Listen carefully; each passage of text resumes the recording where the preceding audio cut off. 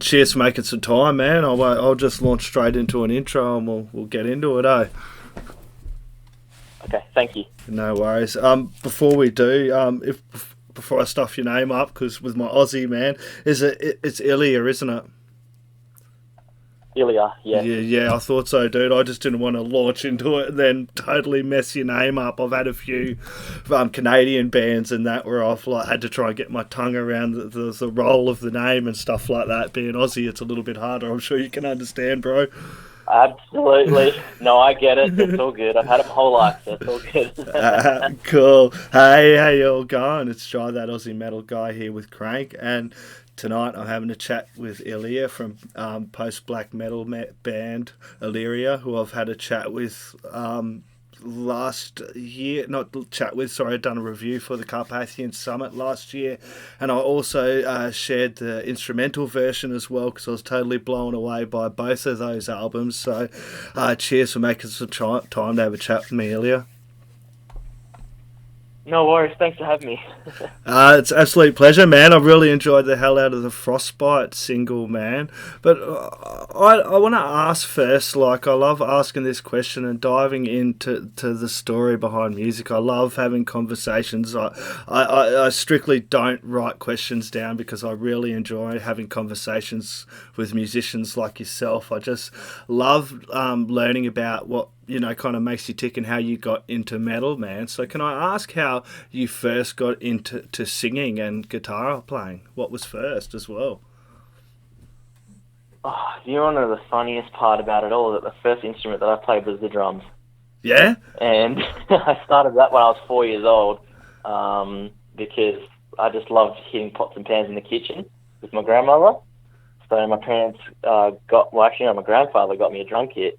So I was actually playing in the school bands, Four on the Floor, jazz band, all that random stuff, and playing timpani on the orchestra at school.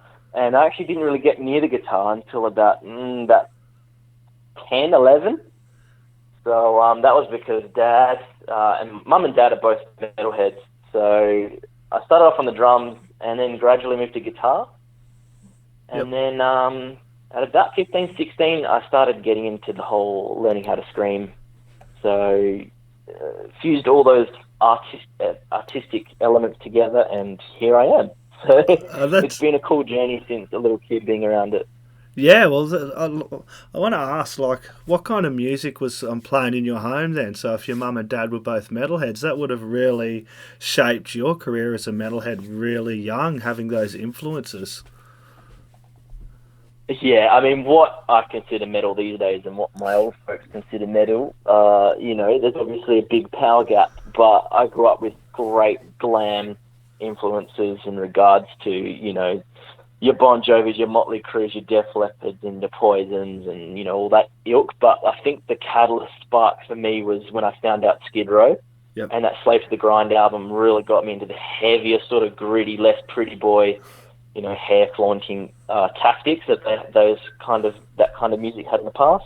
And I think Mum and Dad caught up to me as well, because when I started showing them Avenged Sevenfold and Bullet for Valentine and Atreyu, they were sort of buying into it and getting into it more. And I think as soon as I started hitting Suicide Silence and Whitechapel, kind of lost Mum.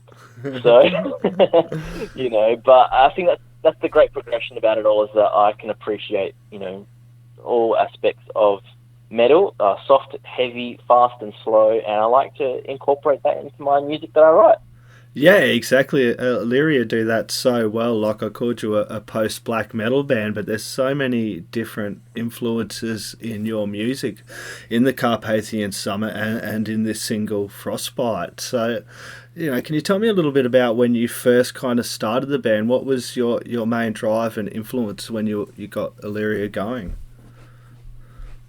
Well, Illyria actually started off as a solo project, my solo project, back in high school, and I was in ancient history class with my teacher, and he got a map of ancient Rome out with all the different provinces it had, and one of them was called Illyria, and I just went, oh, that sounds like my name,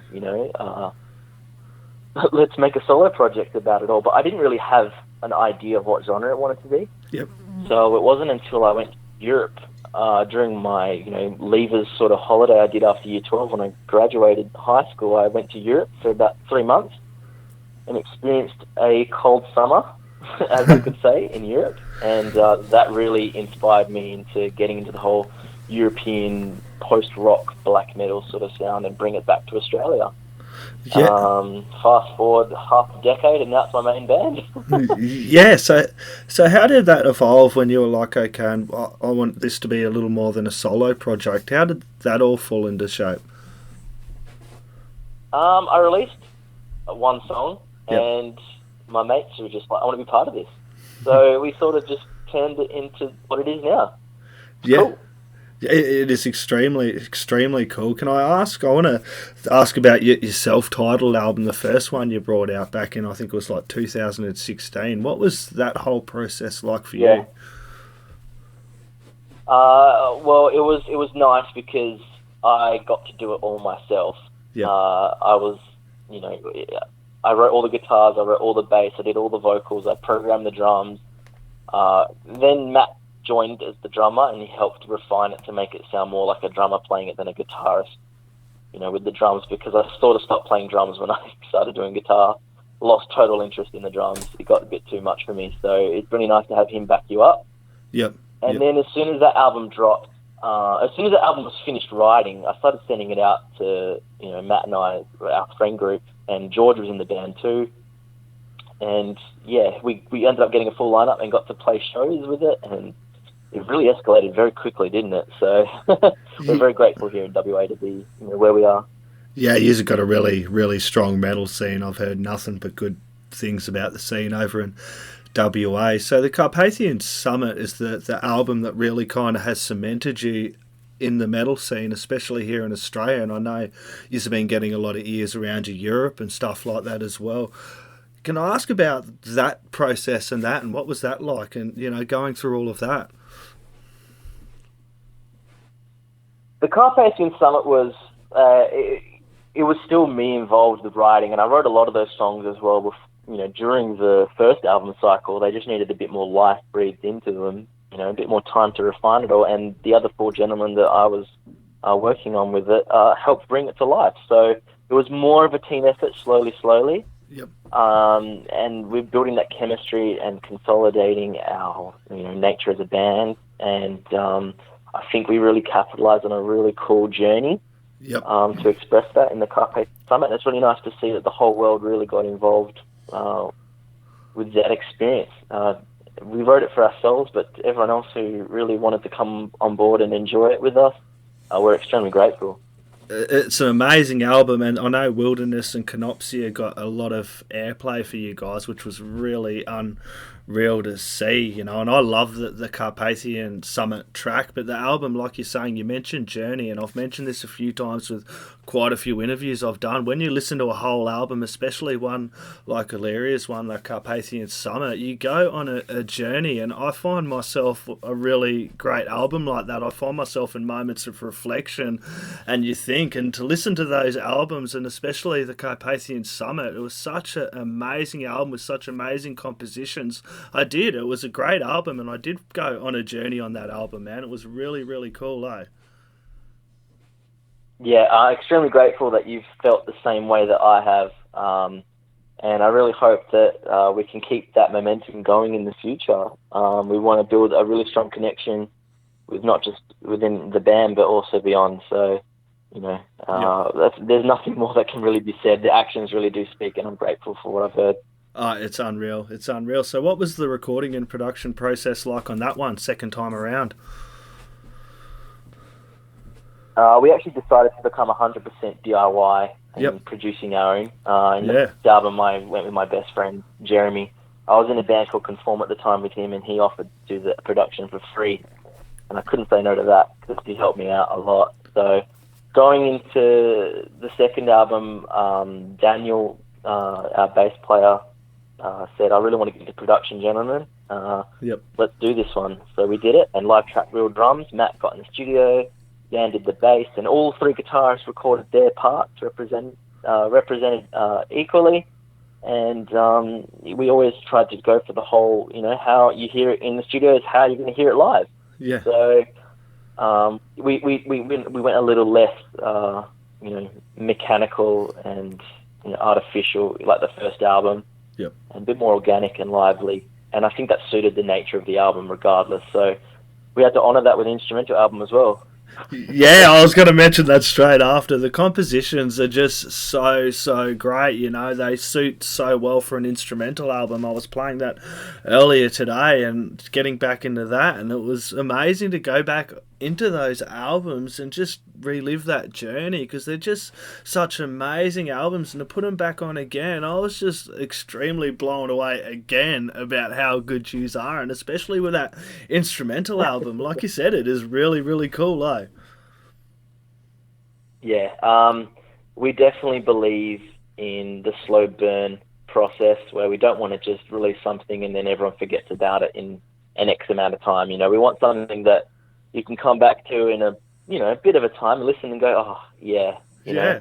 So, and guess what? We still feel that too, and that's a really cool part as being the composers of it, is that we can look back at those albums and go, yeah, we're still happy with what we've done. There's nothing more that we wanted. That's exactly what we wanted. So I'm really happy with the first release, and as in the first Carpathian Summit release, and then instrumental release. So we're very grateful for that process, and we're hoping to bring that in with the future as well. Yeah, and the Frostbite single is so good. I cranked it up on the podcast I got the other week and other day, man. I'm just blown away by it. I really I love all the work you've got, and as you can tell, I enjoyed the Carpathian Summit a lot, and I'm looking forward to kind of where this goes. Can you tell me a little bit about this single and working on it, and what this single means for you? Well, we have a new lineup now as of 2020. We've got 2 new guitarists in the band, and they've Andre and Steven very, very quickly left. Yeah, they're leaving an impression. Yep. And we looked back and we went, okay, yeah, album 1 and album 2, great, but let's see if we can actually get a bit more cohesion with our albums and less, sporadic in terms of time. Yep. And I think we wanted to show a song that just had everything that we do, but in a shorter amount of time, more impactful. And I think this song, Frostbite, is the first song that I've actually never written one note on the guitar. Yeah? What was that like?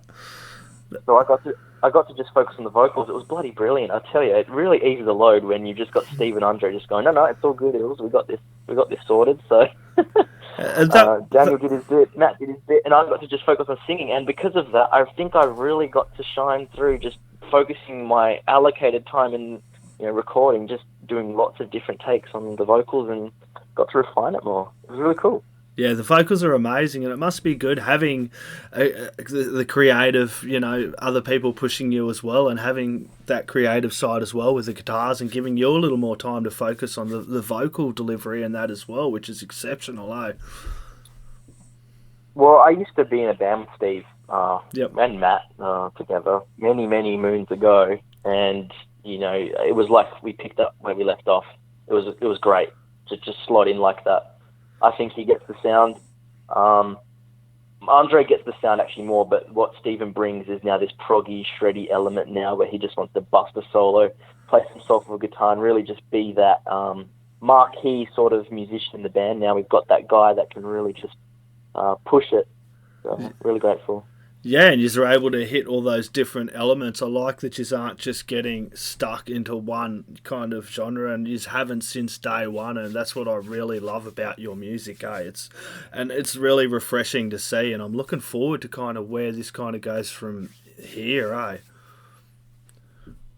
Yeah, I mean, I think a lot of bands aren't fortunate like we are, where we just basically, our first release, our first album as well, we really left an impression that we just said, well, we're doing whatever we want. You can't say that we changed. We've always been changing. Yeah. So, we're leaving that open, and we want to keep that going. We want to be this dynamic unit that will be malleable to whatever genre that we fancy at the time of writing. Exactly, and it makes for amazing music. So what's it like over in WA? Are you able to play it live at the moment, or...? we finally got to play our first show in over half a year at our Frostbite single launch show. That was absolutely fantastic. It was like WA had all this energy, ready to go like a boiling kettle, and it just whistled through that whole room. We had our first ever stage dive, first circle pit, first wall of death. It's like the city needed that. It was really cool to be part of that all and get the best seat in the house doing it. That's so great to hear. You know, that would have been a really, really amazing night, and one a lot of people over there would have needed. It's good to see shows like that getting with just Aussie bands and people getting out and supporting. I'm hoping that's what happens when things open up over this side of Australia as well, that people can get along and really support the amazing bands like Illyria and the music you guys are bringing out. The amazing scene we have here in Australia. There's so many talented bands that are coming out of Australia. It'd be great that when things do open up, that shows are like you were saying over there, that the fans were really buzzing and you had a lot of people in the door and it was a great night. Yeah, I mean, look, you got to be level-headed too, and you know, we're kind of a band that, you know, despite, you know, being ambitious and doing what we want, we've also got to understand the climate, you know, the world, and, you know, not just on the stage but off the stage factors as well. And, you know, being in Perth, it is a lot of investment, not just in money but also other various factors that you've got to consider. And we're cool with just being patient, waiting for the right opportunity. We never ever rushed it. We're happy with just being for now. We've got a lot of things in our plate, not just for Illyria, but, you know, a lot of things happen in life, especially this year has been quite an, you know, tumultuous turn of events, to say. But, you know, we're really hoping that we're playing the long game. We've always been a slow-burning band. We're not here to just be a fuel fire. We want to be that nice, long, slow burn. That's really great. I really look forward to where this goes. Best place to get along and support you guys would be Bandcamp. Have you got anywhere else we can get along? It's good to support you as well. We definitely do encourage that you always stream us. Make sure you push us up on that algorithm all the time, because the more you play us, the more people will play us in the future. So even though we do love physical purchases and, you know, digital purchases, straight up money, the streams do go a long way in the long run, and can, you know, Illyria's discography is available on all platforms, YouTube, Spotify, Apple Music, but Bandcamp, if you want to give us something, an instant hit, feel free to go there. That's where our merch is as well. That's it. Awesome, man. I've got to sign out, let you get about your night. I'm going to go back and hang out with my daughter for a bit. So before I do, man, last words, shout outs and thank yous you'd like to add in there earlier. Yeah, thank you for everyone that's helped out support this Frostbite cycle, and we really hope you enjoy our future endeavours as a band. Absolute pleasure. Thank you very much for your time, mate, and hopefully talk soon. No worries. Cheers, mate. Yeah, no worries. I've got to spend time with my pregnant fiancé now, so you have a good one, family man. Cheers, mate. See ya.